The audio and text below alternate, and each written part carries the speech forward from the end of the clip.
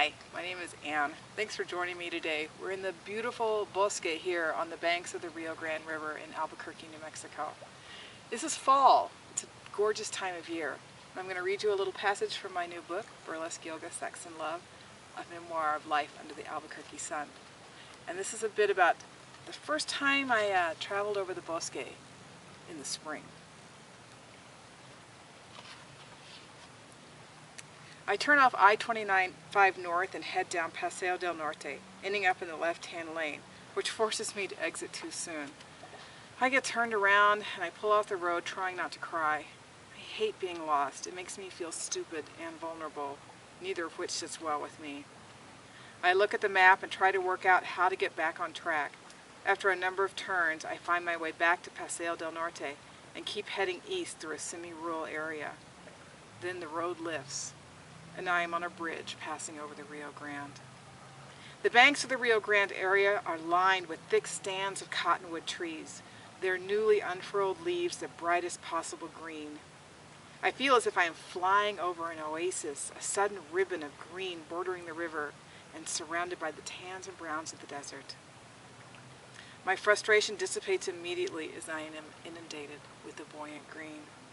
This is the Bosque, and it provides food and shelter for roadrunners, snakes, birds, lizards, beavers, possums, muskrats, rabbits, skunks, bats, and gophers. The cottonwoods in this area are Fremont cottonwoods. They grow fast, as much as 5 feet per year, but they have shorter lifespans, usually deteriorating at 60 years. The wood is soft and smoky when burned. I know this because at the temple, our house was surrounded by cottonwoods. Their branches frequently fell on our roof during windstorms, so we used the downed wood for outdoor fires. Their leaves rattle in the wind, similar to those of quaking aspens. I would sit underneath them in the Nevada desert and close my eyes while imagining the sound of the wind through the leaves to be the sound of a stream cavorting over rocks.